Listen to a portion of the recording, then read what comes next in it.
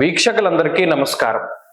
July మాసమందు ద్వాదశ రాశుల వారికి ఏ విధమైనటువంటి ఫలితాలు కలగబోతున్నాయి అనేటువంటి విషయంలోకి వెళ్లే ముందు జూలై మాసంలో ఉండేటువంటి గ్రహస్థితిని మనం గమనించాలి. ఒక జూలై నెలలోనే చాలా విచిత్రమైనటువంటి స్థితి కనబడుతూ ఉన్నది. 14వ తారీఖు నాడే మొత్తం గ్రహాల యొక్క మార్పు అనేటువంటిది చాలా ముఖ్యమైనటువంటి విషయంగా చెప్పచ్చు. 14వ తారీఖునే శని వక్రగతిని ప్రారంభం చేస్తారు. అంటే ఇప్పుడు మీనరాశిలో సంచరిస్తూ ఉన్నటువంటి శనేశ్వరుడు వక్రగతిని ప్రారంభం చేసి నవంబర్ 12వ తారీఖు వరకు వక్రించి ప్రయాణం చేయబోతూ ఉన్నారు. దీని తాలూకు ప్రభావం ఉంటుంది. ఇది 14వ తారీఖునే ప్రారంభం అవుతుంది. అలాగే 14వ తారీఖు నుండి దక్షిణాయనం ప్రారంభం. అంటే సూర్యుడు మిథున రాశిని వదిలిపెట్టి కర్కాటక సంక్రమణం చేసేటువంటి పుణ్యకాలం కూడా 14. అలాగే సింహరాశి యందు సంచరిస్తూ ఉన్నటువంటి కుజుడు 14వ తారీఖు నాడే సింహరాశిని వదిలిపెట్టి ఉత్తర ఫల్గుని 2వ పాదంలోకి కన్యారాశిలోకి ప్రవేశించేటువంటి రోజు 14వ తారీఖే. అలాగే 14వ తారీఖు నాడే వృషభ రాశి యందు స్వక్షేత్రంలో సంచరిస్తూ ఉన్నటువంటి శుక్రుడు మిథునంలోకి ప్రవేశం చేస్తారంటే మిథున సంక్రమణం శుక్రుడికి 14వ తారీఖు నాడే. అలాగే జూలై 14వ తారీఖు నాడే బుధుడు వక్రగతిని ప్రారంభం చేయబోతూ ఉన్నారు. ఇక్కడ చూడండి, కుజుడు, రవి, అలాగే శుక్రుడు ఈ 3 గ్రహాలు కూడా 14వ తారీఖున సంక్రమణం చేయబోతూ ఉంటే శనేశ్వరుడు అలాగే బుధుడు ఈ 2 గ్రహాలు కూడా తమ యొక్క వక్రగతిని ప్రారంభం చేయబోతూ ఉన్నాయి. బుధుడు అయితే ఆయన ఉన్నటువంటి రాశి కర్కాటకంలోనే వక్రించి సంచారం చేయబోతూ ఉన్నారు. ఇది చాలా ముఖ్యమైనటువంటి విషయం. అంటే 14వ తారీఖు నాడు ఒక్కరోజు నాడే 5 గ్రహాల తాలూకు కదలికలు జరగడం అనేటువంటిది కూడా ఆ రోజుకి ఎంతో ప్రాముఖ్యతని సంతరించుకోబోతూ ఉన్నది. కాబట్టి ఇది ముఖ్యమైనటువంటి డేటు. ఇది ద్వాదశ రాశుల వారి యొక్క జీవన గమనాన్ని మార్చేటువంటి డేటుగా మనం చెప్పవచ్చు. సరే, ఇలా ఉన్నప్పుడు గ్రహస్థితిని పరిశీలిస్తే మరి ఈ మాసంలో శనేశ్వరుడు మీనమందు సంచారం చేస్తూ ఉన్నారు. వక్రించిన మీనంలోనే ఉంటారు. 14వ తారీఖు వరకు రవి మిథునంలో ఉంటారు. 14 తర్వాత కర్కాటకానికి వస్తారు. అలాగే రాహుకేతువులు కుంభరాశి యందు సింహరాశి యందు సంచారం చేస్తూ ఉన్నారు. కుజుడు 14 వరకు సింహమందు తదుపరి కన్య యందు సంచారం చేస్తారు. అలాగే రవి యొక్క సంచారం కూడా 2 రాశుల్లోనే ఉంటుంది. ఇలా ఇటువంటి గోచార పరిస్థితి దృష్ట్యా ద్వాదశ రాశుల వారికి మనం ఉండేటువంటి ఫలితాలను కూడా, అలాగే ఇంకొక ముఖ్యమైనటువంటి విషయం ఏంటి అంటే ఈ జూలై నెలలోనే గురుమౌఢ్యమి అనేటువంటిది కూడా వెళ్ళిపోబోతూ ఉన్నది. ఆల్మోస్ట్ జూన్ నెలలో వచ్చినటువంటి ఈ గురుమౌఢ్యమి కొంతకాలం పాటు ఉన్నది. ఆ గురుమౌఢ్యమి జూలై 7వ తారీఖు తోటి వెళ్ళిపోతూ ఉన్నది. ఈ గురుమౌఢ్యమి వెళ్ళిపోయినా కూడా ఆషాఢ మాసం కాబట్టి ఇది శూన్యమాసము అంటారు.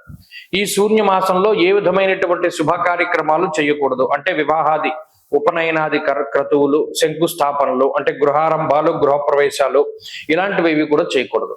అలాగే ఈ మాసానికి ఇంకొక ప్రాముఖ్యత ఉన్నది. ఏమిటి అంటే మాస శివరాత్రి, ఆరుద్ర నక్షత్రం 2 కూడా కలిపి వచ్చేటువంటి మాసం ఈ మాసం.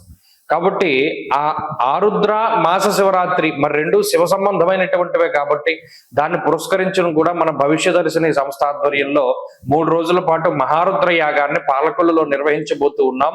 ఆ విషయం గురించి కూడా త్వరలోనే వీడియో చేస్తాను. అయితే ఇది ఈ మాసం యొక్క ప్రాముఖ్యత.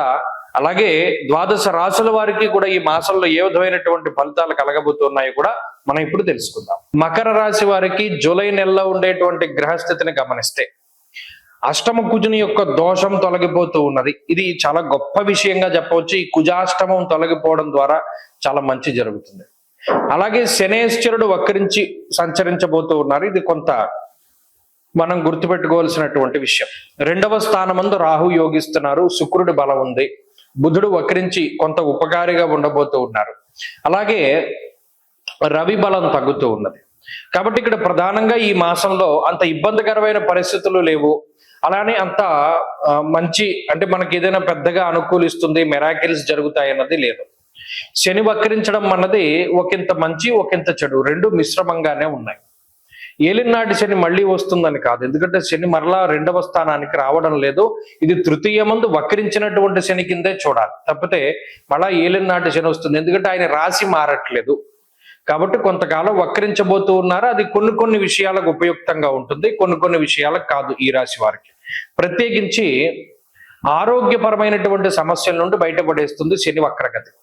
ఇక రాహు యోగిస్తున్నారు కాబట్టి ఆర్థిక సంబంధమైనటువంటి వ్యవహారాల్లో వాటిలో రాహు తాలూకు అనుకూలత.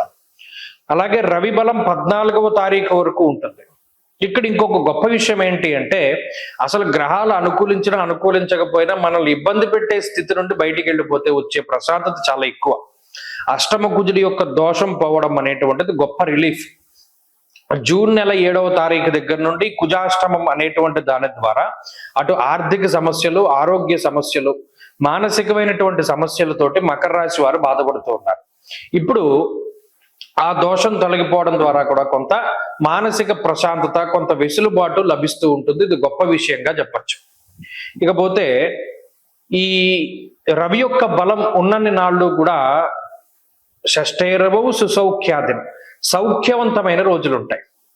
ఈ 14వ తారీఖు జూలై దాటాక మాత్రం కుటుంబపరమైనటువంటి వ్యవహారాలపైన ఎక్కువ దృష్టి పెడతారు. సామంత జన విద్వేష దారాపీడ సుతామయం అన్నది శాస్త్రం.